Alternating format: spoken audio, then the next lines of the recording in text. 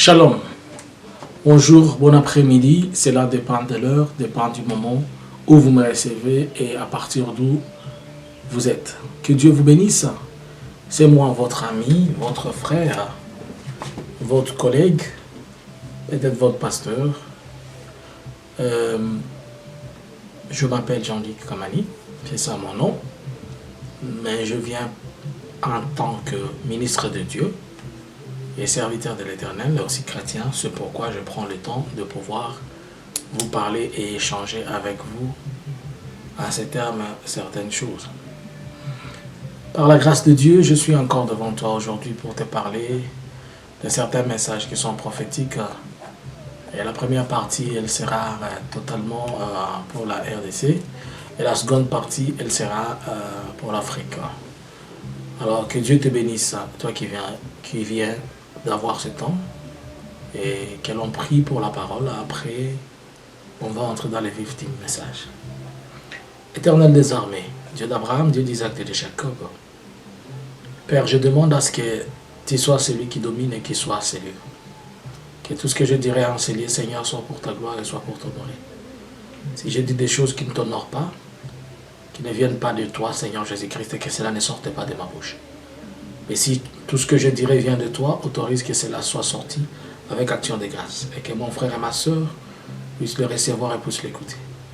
Sois béni, Seigneur, sois toujours le Dieu très haut, au nom puissant et glorieux de Jésus, j'ai ainsi prié. Amen. Bien-aimés dans le Seigneur, j'ai quelques messages de la part du Seigneur pour toi. J'aurai 3 messages à partager avec toi. Mais je vais d'abord lire un verset dans le livre de Exode, chapitre 11. C'est là le début de mon message. Exode, chapitre 11. Prends ta Bible, lis-les avec moi. Au verset 5. Je lis au nom du Seigneur Jésus. Et tous les premiers-nés mourront dans les pays d'Égypte, depuis les premiers-nés de Pharaon, assis sur son trône, jusqu'au premier-né de la servante qui est derrière la meule, et jusqu'à tous les premiers-nés des animaux. Si je peux répéter, tous les premiers-nés mourront dans les pays d'Égypte, depuis les premiers-nés, premièrement de Pharaon et son trône, jusqu'au premier-né des servantes qui est derrière la meule, jusqu'au premier-né des animaux. Amen. Ce message, tu es en train de l'écouter et tu es en train de le suivre. Peut-être tu ne vas pas comprendre ce que l'Éternel veut dire ici, mais je vais t'aider à comprendre quelque chose. La Bible est en train de parler de l'histoire. La Bible est en train de nous parler d'une histoire ici. La Bible est en train de parler de l'histoire de Moïse et Pharaon.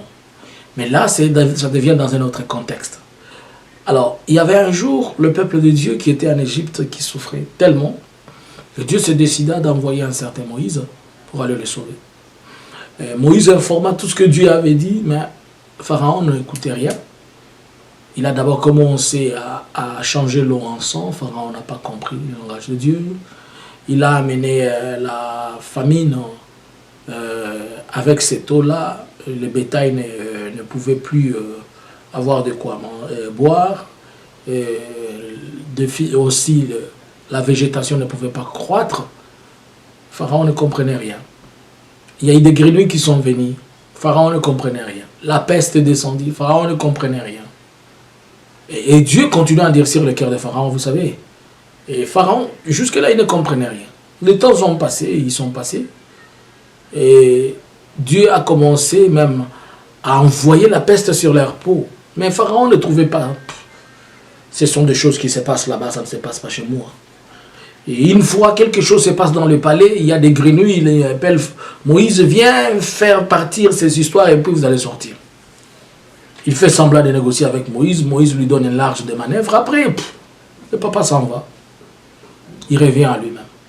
Et Dieu va maintenant dire, la seule chose que l'homme a peur, c'est la mort. C'est la dernière des choses. Et Dieu dit, Moïse va dire à Pharaon qu'il libère mon peuple. Mais vous, les enfants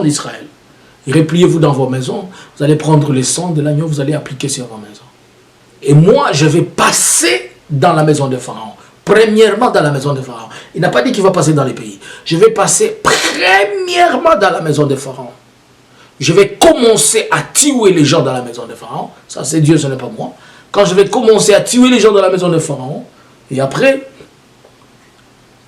dans tout le pays, et après, les animaux. Mais, pour tout Égyptien qui sera à mesure de s'abriter dans la maison d'un Israélien, il sera protégé. Alors, la mort est passée. Pharaon représente un système, Pharaon représente une manière de conduire les choses. Pharaon peut être un individu, un système d'orgueil, un individu qui ne comprend pas le langage de Dieu. Pharaon peut être un système qui ne comprend pas le langage de Dieu et qui veut toujours être là, éternellement. Tous les enfants d'Israël, repliez-vous dans vos maisons, vous allez prendre le sang de l'agneau, vous allez appliquer sur vos maisons. Et moi, je vais passer dans la maison de Pharaon. Premièrement dans la maison de Pharaon. Il n'a pas dit qu'il va passer dans les pays. Je vais passer premièrement dans la maison de Pharaon. Je vais commencer à tuer les gens dans la maison de Pharaon. Ça, c'est Dieu, ce n'est pas moi. Quand je vais commencer à tuer les gens dans la maison de Pharaon, et après, dans tout le pays, et après, les animaux. Mais, pour tout Égyptien qui sera à mesure de s'abriter dans la maison d'un Israélien, il sera protégé. Alors, la mort est passée.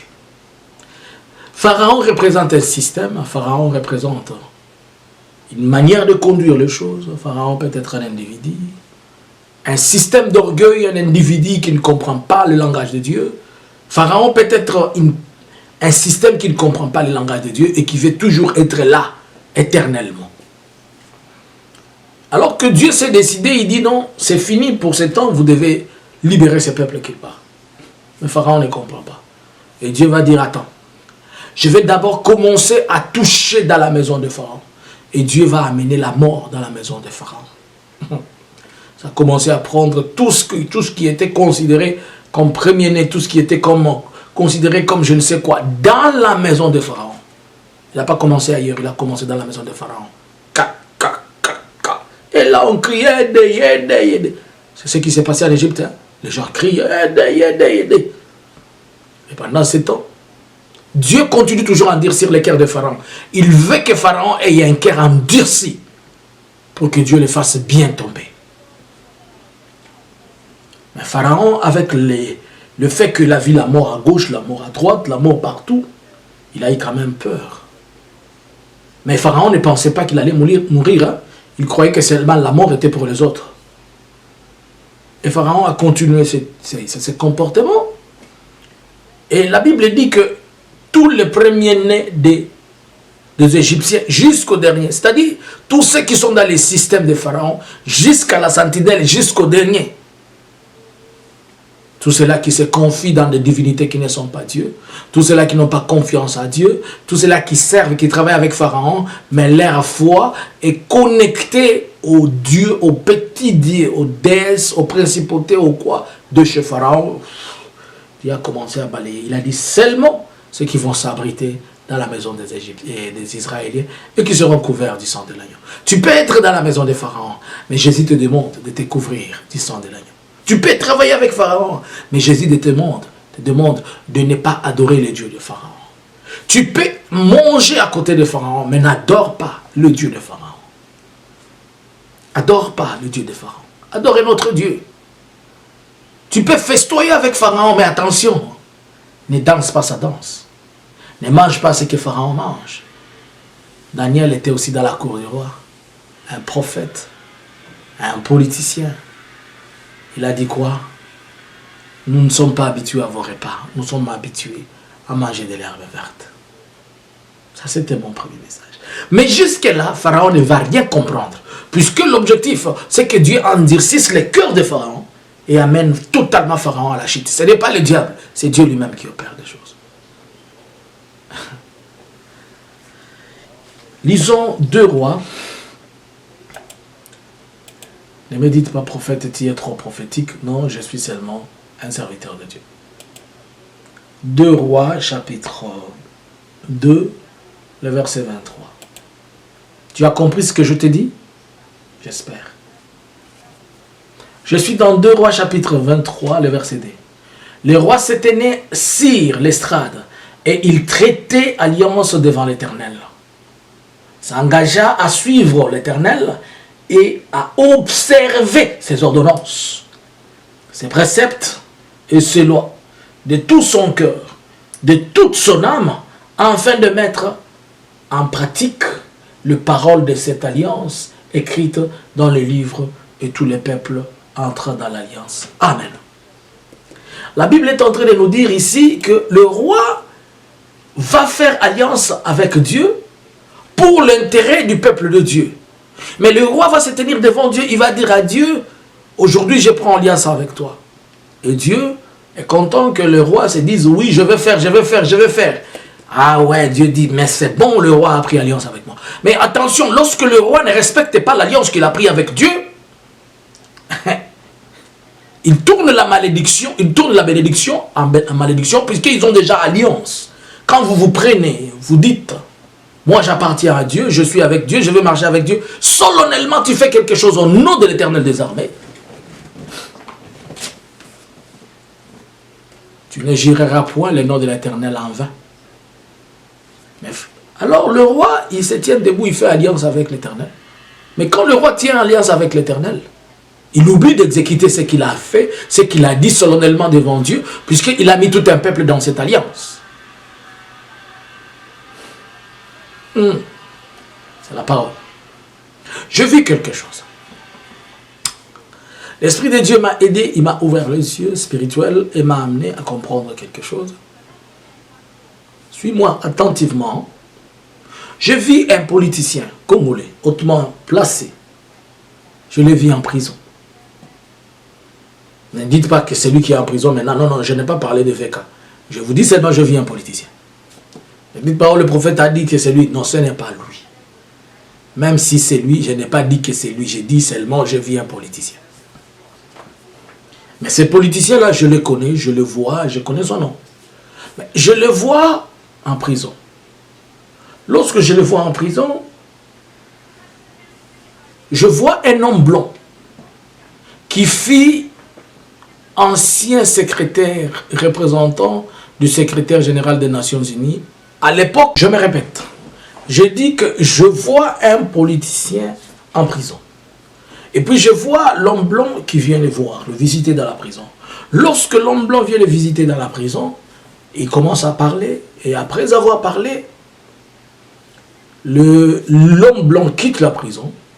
Il va recruter des gens pour le monsieur qui est en prison, en fait de les représenter dehors. Après, j'ai commencé à discerner, comprendre ce que Dieu voulait dire avec ça. Il y a un homme qui est en prison, mais qui est une opportunité pour l'homme blanc. Cet homme blanc, ça représente une agglomération de personnes, un regroupement de gens qui ont toujours voulu avoir une opportunité qui leur sont données par le locaux, mais peut-être ils n'en trouvent pas. Mais il y a cette situation de monsieur en prison qui va donner occasion à ces gens-là de venir lui proposer, lui parler, lui dire, tu vois, comme tu ne te retrouves pas et tu ne retrouves pas tes intérêts, la seule façon, quand même, fais alliance avec nous, et tu vas avoir.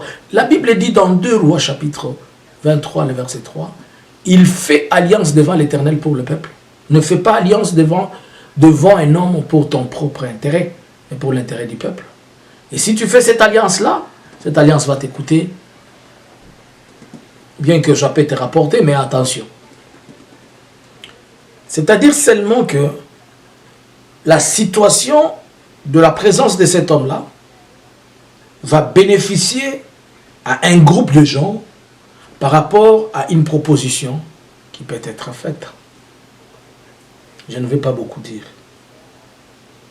Je ne veux pas beaucoup dire. Comprenez que celui qui a des oreilles pour entendre et que celui qui a des oreilles pour écouter, qu'il écoute. Après, je vais avoir une autre vision. Je vois un matin, on se réveille et il n'y a plus personne comme autorités ou dirigeants dans les pays. Je pose la question, où sont ces gens? Nous allons, et là on commence à chercher tous. On cherche où les présidents, où sont les ministres, où sont les, je ne sais pas, les députés, les premiers ministres. Il n'y a personne. Ce n'est pas qu'ils ont été enlevés, que l'église a été prise. Mais ils ne sont pas là. Où sont-ils? On n'a pas trouvé. On ne comprenait pas ce qui s'était passé. C'est-à-dire, des situations dans lesquelles nous sommes en train de nous conduire va créer une crise politique dans laquelle nous sommes déjà, si tu ne comprends pas. Mais cette crise politique va permettre qu'il y ait un vide de pouvoir. Il va permettre qu'il y ait un vide de pouvoir. Le pouvoir sera vacant. Vous allez me poser la question, prophète, comment cela est possible et qu'il y ait un président? Oui, il peut y avoir. Posez-vous la question, comment il y avait vacance de pouvoir à l'époque de Mobutu et que cela avait conduit à des rébellions. Cette vacance de pouvoir, quand je vis qu'il y avait, je vis cette image passer, après je vois, on commence à proposer à la population, celui-ci, ils disent non, on amène une deuxième personne qui était comme un médecin que tout le monde connaît, je vois cet homme-là, on l'amène, on le présente, ils disent non, ça, celui-ci, non. Et il y a un troisième, c'était un chrétien, c'était un serviteur de Dieu. Mais ceux qui vont faire que l'on puisse s'opposer à celui-là, le religieux. Les gens de l'église, quand je parle de religieux, ce n'est pas une église. C'est un système de personnes et de gens. Ils peuvent être des églises de réveil comme des églises pentecôtistes et tout ça. Tout ce monde-là, ils ont fait de telle manière de salir la troisième personne publiquement devant tout le monde. Et quand ils vont la salir devant l'église, c'est pour empêcher que cette personne-là n'ait pas grâce devant le peuple de Dieu. C'est pour dire que nous allons nous retrouver à une crise que j'appelle la guerre des étoiles. J'en parlerai plus tard. Il y aura la guerre des étoiles spirituelles et il y aura aussi une guerre des étoiles physiques. C'est cette vacance. Alors, cette situation, elle peut conduire à plusieurs thèses. C'est dans des moments comme ça qu'il y a des coups d'État. Il va seulement apparaître de nulle part un homme fort. Aujourd'hui, nous mettons tout le monde à terre. On recommence les exercices. C'est dans des situations comme ça que l'AFDEL est venu. Et je vis un pays européen qui n'est pas dans le calcul souvent de ce qui se passe en République démocratique du Congo. Mais ce pays-là a créé une situation. Je vous parlerai de ce pays-là un autre jour. Je vis ce pays-là. Il est venu.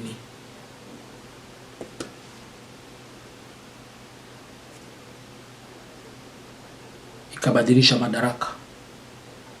Ce pays-là. Alors, bien aimé, c'est pour te dire, tu vas te poser la question, mon prophète, pourquoi seulement de mauvaises choses? Non, ce ne sont pas de mauvaises choses. Dieu ne peut pas faire le boulot des hommes qui ont sali. Donc, à chacun, à César ce qui est à César et à Dieu ce qui est à Dieu. Je veux dire quoi? Il y a tellement beaucoup de dangers, beaucoup de saleté, que les hommes eux-mêmes qui les ont fait, ils doivent d'abord finir leur saleté. Dieu ne peut pas permettre à un instrument de lui de venir dans ces choses. Mais attention, il y a une chose. Le Messie, là dont je vous dis, ça représente un regroupement, ça représente un état de personnes mécontentes par rapport à une certaine gestion, par rapport à leurs promesses, par rapport à quelque chose. Et ils peuvent donner opportunité à cet homme blanc-là d'exécuter un plan B. Et là, nous allons revenir encore à des choses qu'on a toujours refusées. Imaginez-vous que ta petite sœur soit au nord et que toi tu sois au sud et qu'il y ait une barrière. On va appeler les Bakongo du nord et les Bakongo du sud. Les Baswahili du nord et les Baswahili du sud. Les Baluba du nord et les Baluba du sud. Et ouf.